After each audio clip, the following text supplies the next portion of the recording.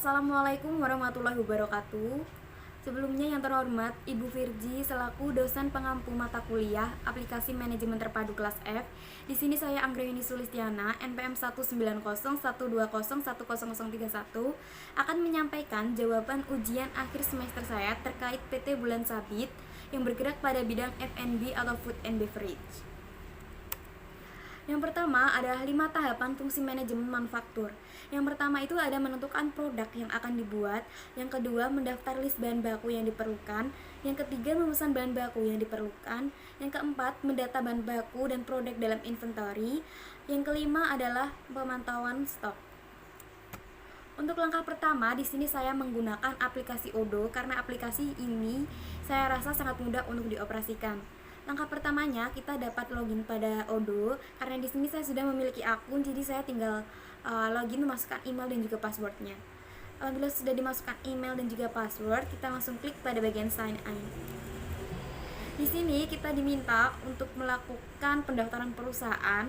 Karena kita melakukan pendataan pada PT Bulan Sabit, kita tulis saja sesuai dengan permintaan, yaitu sudah saya tuliskan, komponennya adalah PT Bulan Sabit, nomor teleponnya, domisilinya, dan lain sebagainya. Apabila sudah terisi semua, terisi lengkap dan jelas, kita lanjut pada bagian start now.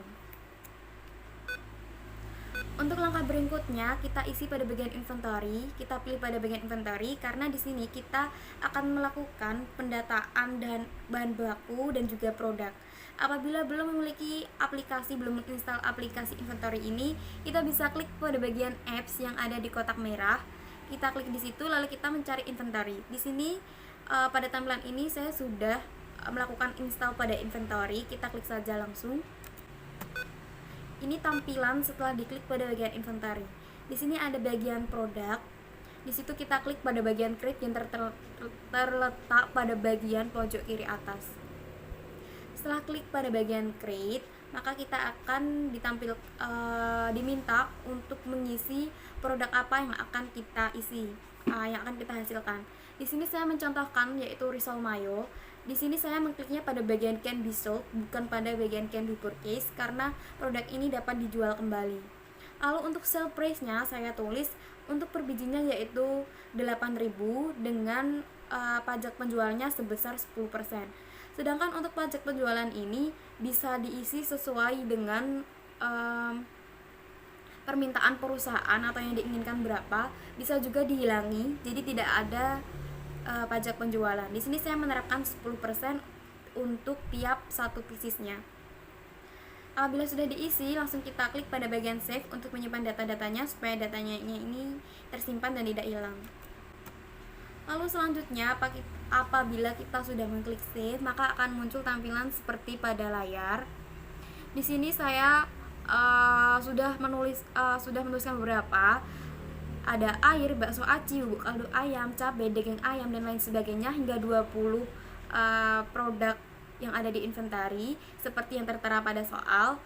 Lalu di sini saya mencontohkan bahan baku yaitu tepung tapioka. Untuk tepung tapioka saya mencentangnya pada bagian can be purchased karena bahan ini dapat dibeli. Tadi pada bagian risol mayo saya mengkliknya pada bagian can be sold karena dapat dijual.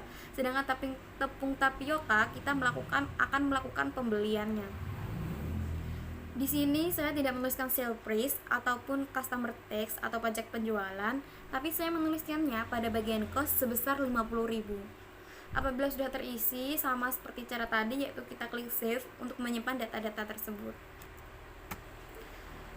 Ketika kita sudah melakukan semua pendataan inventory-nya, pendataan bahan baku, lalu kita akan melakukan pembelian bahan baku pada bagian aplikasi Odoo yaitu purchase.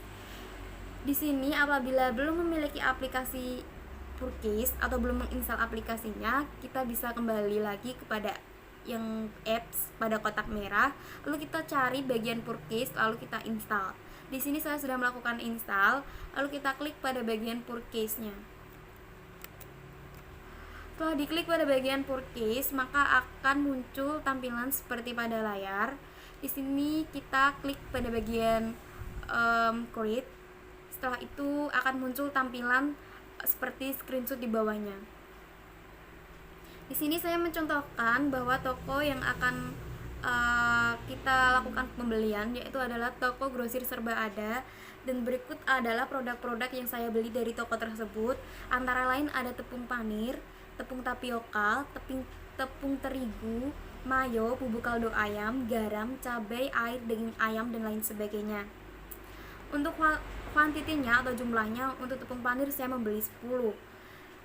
Dan untuk harganya, tiap satu tepung panir yaitu 6.000. Jadi apabila kita melakukan pembelian sejumlah 10, tinggal saja dikalikan 10 kali 6.000, yaitu totalnya adalah 60.000. Di sini kita tidak mengalihkan penjumlahan ini tersendiri ya, tapi dari aplikasi ini sudah melakukan penjumlahan secara otomatis. Apabila sudah melakukan pembeliannya, kita klik pada bagian save untuk menyimpan datanya juga. Apabila kita sudah melakukan semuanya, pembelian selesai, saatnya kita melakukan manufacturing. Kita kembali lagi ke Home Odoo, lalu kita pilih pada bagian manufacturing. Apabila belum memiliki aplikasinya, sama seperti tadi, diinstal dulu terlebih dahulu pada bagian apps. Di sini sudah melakukan penginstalan, jadi tinggal klik pada bagian manufacturing. Pada bagian manufacturing ini, kita klik pada bagian produk dan pilih bill of material. Di sini kita akan diminta lagi untuk mengisi data-data yang kita perlukan, yaitu produk yang akan kita hasilkan. Di sini saya mencontohkan Rizal Mayo. Kenapa saya memilih Rizal Mayo? Karena perusahaan PT Bulan Sabit ini bergerak pada bidang food and beverage, jadi semuanya serba makanan, minuman, dan lain sebagainya. Di sini saya tuliskan contohnya Rizal Mayo dan kuantiti atau jumlahnya itu 25. Lalu bill of materialnya antara lain ada beberapa, yaitu tepung terigu, tepung panir, mayo, daging ayam, garam, dan lain sebagainya. Di situ saya tuliskan untuk menghasilkan 25 risol mayo dibutuhkan tepung terigu sebanyak 1, tepung panir sebanyak 1, dan seterusnya. Apabila kita sudah isi semuanya itu, kita klik pada bagian save, lalu kita klik confirm. Nah, berikut ini adalah tampilan setelah melakukan produksi risol mayo sejumlah 25. Kita bisa cek pada bagian risol mayo. Nah, on hand-nya ini adalah 25 unit karena kita telah melakukan manufacturing atau pembuatan produknya. Jadi on hand pada risol mayo yang awalnya 0 unit berubah menjadi 25 unit. Sedangkan untuk tepung-tepung yang kita gunakan atau bahan-bahan yang lainnya ini tentu saja berkurang karena kita melakukan produksi. Untuk tepung terigu ketika kita melakukan pembelian sejumlah 10 unit, sekarang berkurang menjadi 9 unit karena kita melakukan produksi pada risol mayo sebanyak 25 unit. Dapat dilihat pada PPT tersebut apa yang berkurang, apa yang tetap, ada juga yang bertambah pula. Untuk selanjutnya, setelah kita melakukan produksi dari risol mayo tersebut, tentu saja kita akan melakukan penjualan. Tapi sebelum melakukan penjualan, kita masukkan dulu data-data customer yang sudah melakukan pembelian pada PT Bulan Sabit ini. Sama seperti sebelumnya, kita kembali kepada menu Odoo. Lalu di sini apabila belum memiliki aplikasi atau belum menginstal aplikasi konteks, kita klik saja pada bagian apps dan cari bagian kontak. Di sini saya sudah menginstalnya, lalu kita klik pada bagian konteks. Nah, di sini saya mencontohkannya adalah PT-nya atau tokonya ini bernama Frozen Food Mantul. Nah, di sini saya menuliskan alamat dan lain sebagainya. Alamatnya ada di Jalan Mawar Merah nomor 22, Lamongan, Jawa Timur, Indonesia. Dan jangan lupa untuk memasukkan nomor teleponnya dan juga email dan lain sebagainya. Apabila sudah diisi secara jelas, kita klik pada bagian save. Nah, di sini untuk kontaknya saya sudah masukkan beberapa, antara lain ada Cafe In Aja, Deja Food Cafe, Frozen Food Mantul, My Frozen Food ID, dan lain sebagainya. Lalu setelah memasukkan semua data customer atau kontak customer, saatnya melakukan penjualan. Kita kembali lagi ke menu Odoo, kita install lagi aplikasi penjualan. Lalu apabila sudah terinstall, kita klik lagi pada bagian sales. Nah, di sini saatnya kita melakukan penjualan terhadap produk dari PT Bulan Sabit ini. Yang pertama, kita klik pada bagian create, lalu akan muncul tampilan screenshot yang ada di bawahnya ini. Di sini saya mencontohkan yang melakukan pembelian yaitu My Frozen Food ID dengan alamatnya tertera pada layar tersebut, dan payment terms-nya paymentnya ini menggunakan immediate payment atau pembayaran secara langsung. Jadi produknya pembayaran secara langsung atau pembayaran segera gitu ya. Lalu untuk produknya ini dia membeli risol mayo sejumlah 10 karena kita sudah memiliki 25, jadi 10 ini bisa dibeli. Untuk unit price-nya untuk satu bijinya ini 8.000 dan pajak penjualannya 10%. Jadi apabila membeli sejumlah 10, maka 10 dikali 8 jumlahnya 80.000 dan juga ada pajak penjualannya sebesar 8.000. Jadi total pembelian dari My Frozen Food ID ini sejumlah 88.000. Selanjutnya setelah melakukan pembelian, lalu kita lanjut untuk create invoice-nya. Untuk create invoice-nya di sini kita klik pada bagian regular invoice. Setelah itu kita klik lagi pada bagian create and view invoice. Setelah itu kita klik lagi pada bagian register payment. Di sini amount-nya atau pembayarannya sejumlah 88%. Setelah itu klik lagi pada bagian create payment. Nah, di sini ada tertera jelas antara perbedaan transaksi tunai dan juga kredit. Untuk PT Frozen Food ID tadi yang sudah melakukan pembayaran sejumlah 88%, seperti pada screenshot bagian atas, itu ada lambang hijau pada pojok kiri kanan yang bertuliskan paid. Artinya ini sudah terbayar lunas. Sedangkan untuk contoh yang saya contohkan yaitu secara kredit ada Deja Vu Cafe, dan untuk due date-nya itu 15 hari, yaitu jangka waktu pembayarannya sudah 15 hari. Jadi produk yang dibeli yaitu risol mayo sejumlah 15, harganya 8.000 per pieces dan pajak penjualnya 10%. Totalnya 120.000 dan itu adalah kredit.